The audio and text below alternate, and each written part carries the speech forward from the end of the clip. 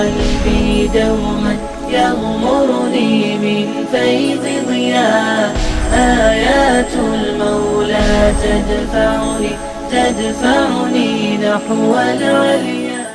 وَهُوَ الَّذِي أَنزَلَ مِنَ السَّمَاءِ مَاءً، اور وہی تو ہے جو آسمان سے پانی نازل فرماتا ہے.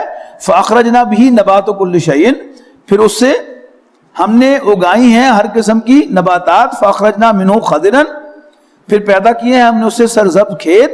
نُخْرِجُ مِنْهُ حَبًّا مُتَرَاكِبًا، اور اس سے دانے تہ بتہ. وَمِنَ النَّخْلِ مِنْ طَلْعِهَا قِنْوَانٌ دَانِيَةٌ، اور کھجور کے درخت میں سے اس کے خوشوں کے گچھے نیچے جھکے ہوئے. وَجَنَّاتٍ مِّنْ أَعْنَابٍ، اور انگور کے باغات. والزیتون والرمان متشابہا وغیر متشابہ، اور زیتون کے باغ ایک دوسرے سے ملتے جلتے اور خصوصیات میں جدا جدا. انظروا، دیکھو، الی ثمرہ، اس کے پھل کی طرف. اذا اثمر، جب وہ پھل لاتا ہے. وینعہ، اور اس کے پکنے کی طرف. اب یہ سب اصل میں جواب ہیں ایتھسٹ کے. ایک ملحد کیا کہتا ہے کہ جی سب آٹومیٹیکلی بائی ایکسیڈنٹ ہو رہا ہے، یوں ہو گیا پھر یوں ہو گیا پھر یوں ہو گیا پھر یوں ہو گیا. لیکن ایکسیڈنٹس ہمیشہ ڈسٹرکشن کاز کرتے ہیں، کبھی کوئی کنسٹرکشن نہیں ہوتی. اور یہ پھلوں کا پکنا اور پھر ان کا میٹھا ہونا، کیا یہ ایکسیڈنٹ ہے؟ دل مانتا ہے؟ یعنی بجائے اس کے کہ وہ ایتھسٹ ہمیں سوال کرے، ہم ان سے سوال کریں کہ بتاؤ کوئی ایسا ایکسیڈنٹ بتاؤ جس میں کبھی کوئی تعمیر ہوئی ہو. ہمیشہ تخریب ہوتی ہے ایکسیڈنٹ سے. اور یہ سارے، یعنی وہ جو میں نے عرض کیا تھا کہ وہ خلیج بنگال سے بخارات اٹھتے ہیں، ہمالیہ سے جا کے ٹکراتے ہیں، اور پھر پورے بر صغیر میں بارش برساتے ہیں. Is it an accident? ہماری زندگی اس کے ساتھ وابستہ، ہمارے پھل، ہماری سبزیاں، ہمارے موسم، سب اس کے ساتھ وابستہ. تو یہ قصہ کیا یہ سب حادثات ہیں؟ ہرگز نہیں. تو یعنی ہی اس کے پکنے کو دیکھو. ان فی ذالک لآیات لقوم یؤمنون، یقیناً اس میں بڑی نشانیاں ہیں ماننے والوں کے لیے. یعنی نشانی نظر آ گئی، لیکن جس کو میں نہ مانوں کا مرض لائق ہو گیا، شومی سنڈروم میں مبتلا ہو گیا، وہ نہیں مانے گا. تو وہ جو نشانیاں جو ہم نے سورہ آل عمران کے آخری رکوع میں پڑھی تھی، اس کا ایک پروفائل بھی ہے. انشاءاللہ سورہ روم میں جا کے آپ کو میں دکھاؤں گا. یہاں تو ایک دو کا ذکر ہے کہ کن کن کے لیے نشانیاں ہیں. صرف ایک جہاں نوٹ کر لیجئے، ماننے والے. ایک شخص سب چیزیں دیکھ بھی لے لیکن اس کو تکلیف ہو، میں نہ مانوں، اس کا کوئی علاج نہیں. وَجَعَلُوا لِلَّهِ شُرَكَاءَ، اور وہ اللہ تعالیٰ کے شریک ٹھہراتے ہیں. کس کو؟ الجنہ، جنات کو. وَخَلَقَهُمْ، حالانکہ اللہ تعالیٰ نے تو ان کو پیدا کیا ہے. وَخَرَقُوا لَهُ، اور انہیں اللہ تعالیٰ کے لیے گھڑ لیے ہیں بیٹے اور بیٹیاں بغیر علم، بغیر علم کے. سبحانہ و تعالی عما یشرکون، اللہ تعالیٰ اس سے پاک ہے اور بہت بلند و برتر ہے ان کی ان باتوں سے جو وہ اللہ تعالیٰ کے بارے میں بناتے ہیں. بدیع السماوات والارض. اب یہ جو میں نے آپ کو نوٹ کرایا تھا نا کہ مکی صورتوں اور مدنی صورتوں کا اسلوب، اب ہم نے یعنی 6 سپارے 7 سپارے مدنی صورتوں کے پڑھ کے آئے، لیکن یہ جو شان ہے مکی قرآن کی، اس کی اپنی شان ہے. اور میں آپ کو اپنا تجربہ بتاتا ہوں کہ جب نیا نیا قرآن مجید پڑھا اور پہلے چند سال جو دورہ ترجمہ قرآن میں نے کیا، تو مجھے مدنی قرآن جو ہے وہ متعلق معلوم ہوتا تھا کہ جی بالکل عملی مسائل ہیں سارے اس میں.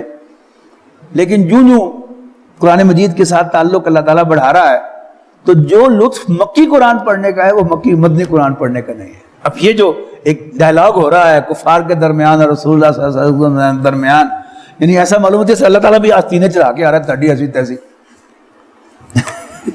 تو بدیع السماوات والارض، اللہ تعالیٰ آسمانوں اور زمین کا نئے سرے سے پیدا کرنے والا ہے. ایک ہوتی ہے تخلیق کہ مٹی موجود تھی، گارا موجود تھا، اینٹیں موجود تھیں، تو آپ نے ایک دیوار کھڑی کر دی.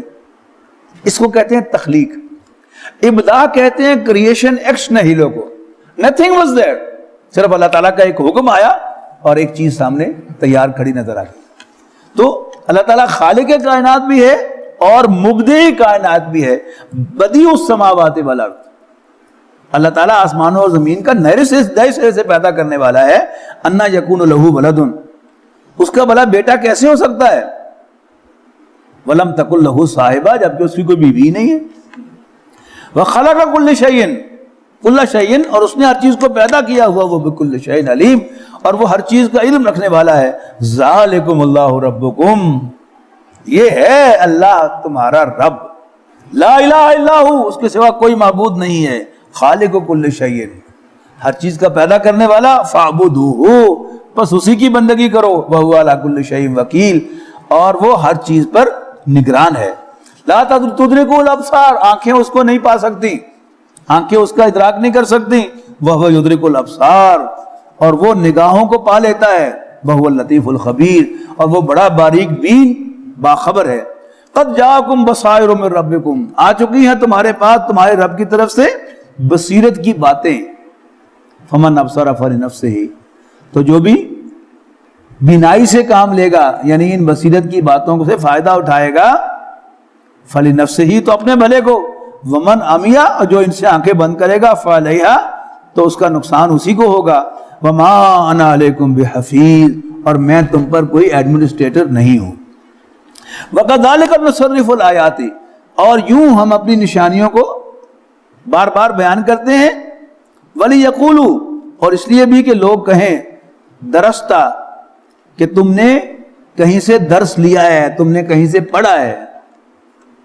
وَلِنُبَيِّنَهُ لِقَوْمٍ يَعْلَمُونَ اور اس لیے بھی ہم بیان کرتے ہیں تاکہ ہم واضح کریں اس کو جاننے والے لوگوں کے لیے.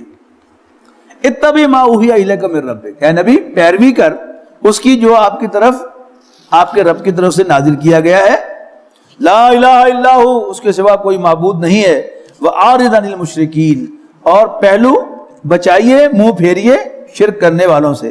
وَلَوْ شَاءَ اللَّهُ مَا أَشْرَكُوا ابھی ہم نے سے بات ہے نا بڑے فلسفے بگاڑتے ہیں کہ لو جی اگر ہر چیز کے اللہ تعالیٰ نے پیدا کیا ہے تو پھر ہم کس بات کے مجرم ہیں. کوئی نیا فلسفہ نہیں تھا, یعنی قرآن مجید میں سب کچھ بیان کیا ہوا ہے. وَلَوْ شَاءَ اللَّهُ مَا أَشْرَكُوا اگر اللہ چاہتا تو یہ شرک ہی نہ کرتے. وَمَا جَعَلْنَاكَ عَلَيْهِمْ حَفِيظًا اور اے نبی ہم نے آپ کو ان پر کوئی ایڈمنسٹریٹر نہیں بنایا. وَمَا أَنْتَ عَلَيْهِمْ بِوَكِيلٍ اور نہ ہی آپ ان کے اوپر کوئی وکیل ہیں, ان کے کارساز ہیں. وَلَا تَسُبُّوا الَّذِينَ يَدْعُونَ مِن دُونِ اللَّهِ اور نہ گالیاں دو ان کو جنہیں پکارتے ہیں یہ اللہ کے سوا.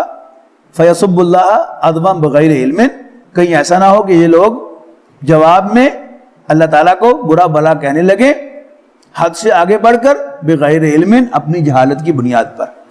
كَذَلِكَ زَيَّنَّا لِكُلِّ أُمَّةٍ عَمَلَهُمْ اسی طرح خوشنما بنا دیا ہے ہم نے ہر ایک فرقے کے لیے ان کے اعمال کو.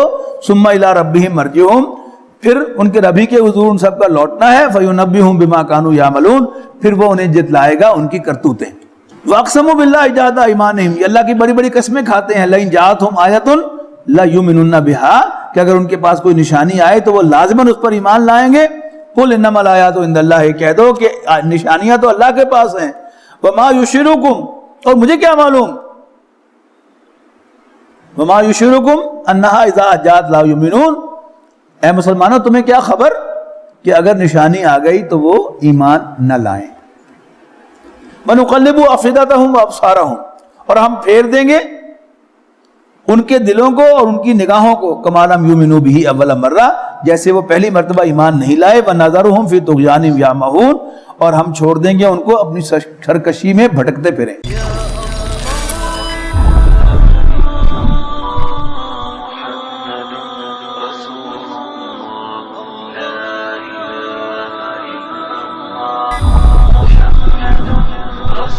يا الله